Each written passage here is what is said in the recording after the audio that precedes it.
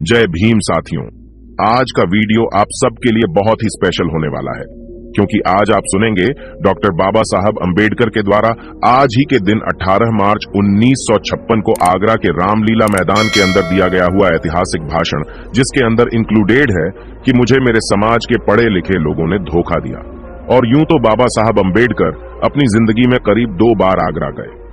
पहली बार 1946 में जब बाबा साहेब अंबेडकर ने सुभाष पार्क पहुंचकर लेदर के प्रोडक्ट को रेलवे की प्राथमिकता में शुमार करवाया, और दूसरी बार आज ही के दिन 18 मार्च 1956 को आगरा के रामलीला मैदान पहुंचकर डॉक्टर बाबा अंबेडकर ने वो ऐतिहासिक भाषण दिया, जो ऐतिहासिक भाषण समाज के बीच, देश के बीच पहुंच चर्चित है, और आप सबको भाषण को जरूर सुनना चाहिए। डॉक्टर बाबा साहब अंबेडकर ने करीब 7 भागों में उस भाषण को क्रिएट किया, और मैं आज आप सबके सामने वो 7 भाग बारी बारी आपके समक्ष रखना चाहूंगा। साथियों, डॉक्टर बाबा साहेब अंबेडकर ने आगरा के रामलीला मैदान के अंदर उनकी जनसभा के अंदर बैठे जनसमूह से अपने पहले भाषण के अंदर कहा था कि पिछले 30 वर्षों से तुम लोगों को राजनैतिक अधिकार के लिए मैं संघर्ष कर रहा हूं। मैंने तुम्हें संसद और राज्यों की विधानसभाओं में सीटों का आरक्षण दिलवाया। मैंने तुम्हारे बच्चों की शिक्षा के लिए उचित प्रावधान करवाए। आज हम प्रगति कर सकते हैं। अब यह तुम्हारा कर्तव्य है कि शैक्षणिक, आर्थिक और सामाजिक गैर बराबरी को दूर करने हेतु एकजुट होकर इस संघर्ष को जारी रखें। उस उद्देश्य हेतु तुम्हें हर प्रकार की कुर्बानियों के लिए तैयार रहना होगा, यहां तक कि खून बहाने के लिए भी।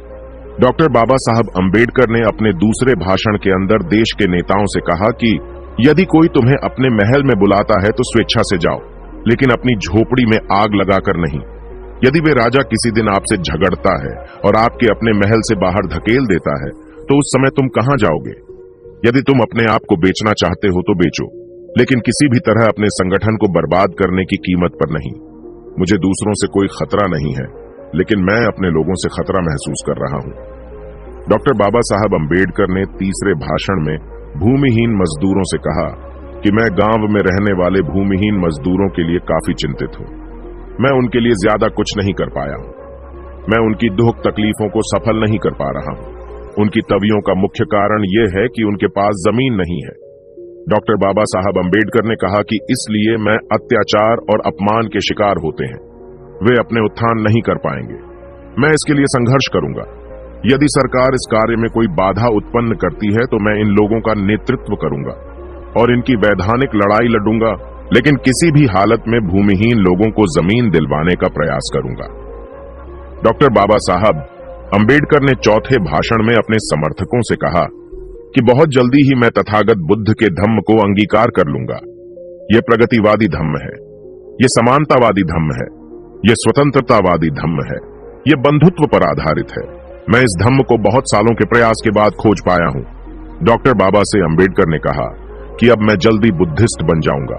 तब एक अछूत के रूप में मैं आपके बीच नहीं रह पाऊंगा, लेकिन एक सच्चे बुद्धिस्ट के रूप में तुम लोगों के कल्याण के लिए संघर्ष जारी रखूंगा। मैं तुम्हें अपने साथ बुद्धिस्ट बनने के लिए नहीं कहूंगा, क्योंकि मैं अंधभक्त नहीं चाहता। डॉक्टर बाबा साहब अंबेडकर ने कहा कि इस महान धम्म में आने की इच्छा है। वे धर्म अंगीकार कर सकते हैं, जिससे वे इस धम्म में दृढ़ विश्वास के साथ रहे और इसके आचरण का अनुसरण करें। डॉक्टर बाबा साहब अंबेडकर ने अपने 5वें भाषण में कहा था कि बौद्ध भिक्षुओं से कहा कि बौद्ध धर्म एक महान धर्म है। इस धर्म के संस्थापक तथागत बुद्ध ने इस धर्म को प्रसार किया, और अपनी अच्छाइयों के कारण यह धर्म भारत के दूर दूर तक, गली कूचों तक पहुंच सका। लेकिन महान उत्कर्ष के बाद यह धर्म 1213 ईस्वी में भारत से विलुप्त हो गया, जिसके कई कारण हो सकते हैं। एक कारण यह भी हो सकता है कि बौद्ध भिक्षु विलासतापूर्ण एवं आराम मतलब जिंदगी जीने के आदी हो गए। धर्म प्रसार हेतु स्थान स्थान पर जाने की बजाय उन्होंने विहारों में आराम करना शुरू कर दिया तथा रजवाड़ों की प्रशंसा में पुस्तकें लिखना शुरू कर दिया। अब इस धर्म की पुनः स्थापना हेतु उन्हें कड़ी मेहनत करनी पड़ेगी। उन्हें दरवाजे दरवाजे जाना पड़ेगा।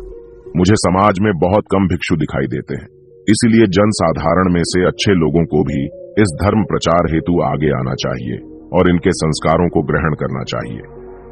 डॉक्टर बाबा ने अपने 6ठे भाषण में शासकीय कर्मचारियों से कहा कि हमारे समाज में शिक्षा में कुछ प्रगति हुई है। सरकारी नौकरी पाकर कुछ लोग उच्च पदों पर पहुंच गए हैं, परंतु इन पढ़े लिखे लोगों ने मुझे धोखा दिया है। मैं दोबारा कहूंगा, डॉक्टर बाबा अंबेडकर के इस भाषण को आप तमाम जगह सुनते हैं कि मुझे मेरे समाज के पढ़े लिखे लोगों ने धोखा दिया। यही डॉक्टर बाबा साहब अंबेडकर ने इस बात को दोहराया है कि शिक्षा प्राप्त करके कुछ लोग उच्च पदों पर पहुंच गए हैं, परंतु इन पढ़े लिखे लोगों ने मुझे धोखा दिया है।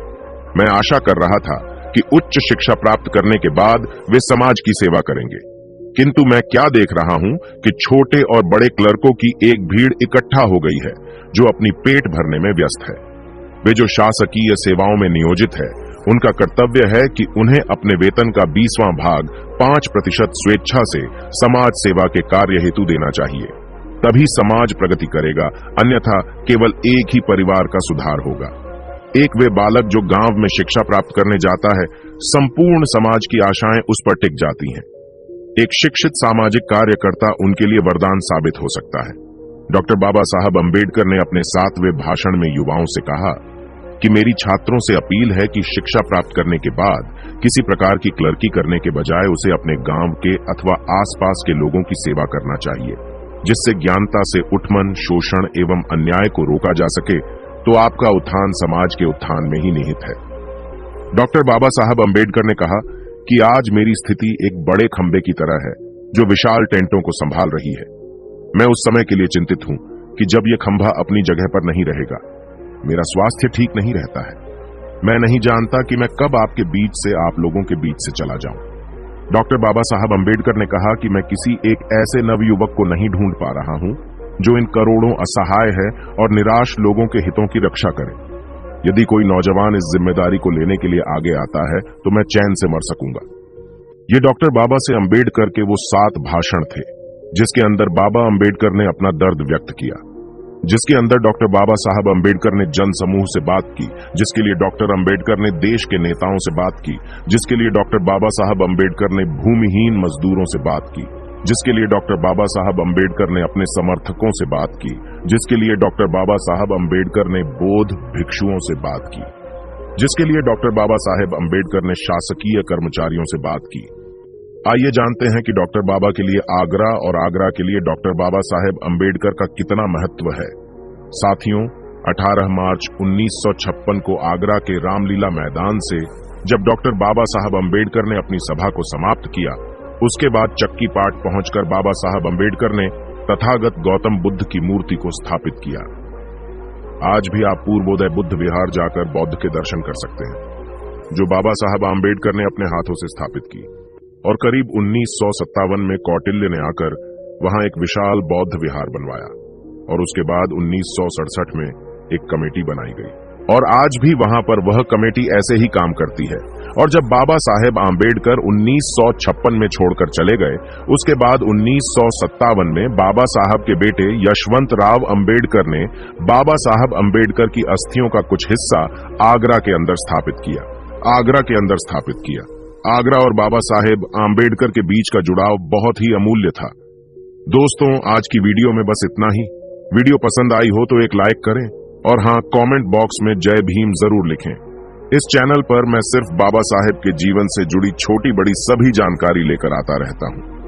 यदि आप बाबा साहब को पसंद करते हो और इनके बारे में और अधिक जानना चाहते हो तो हमारे भीमराव साहेब चैनल को सब्सक्राइब करें। जी, यूट्यूब चैनल को सब्सक्राइब कर लें। वीडियो को पूरा देखने के लिए धन्यवाद। आपका दिन शुभ हो।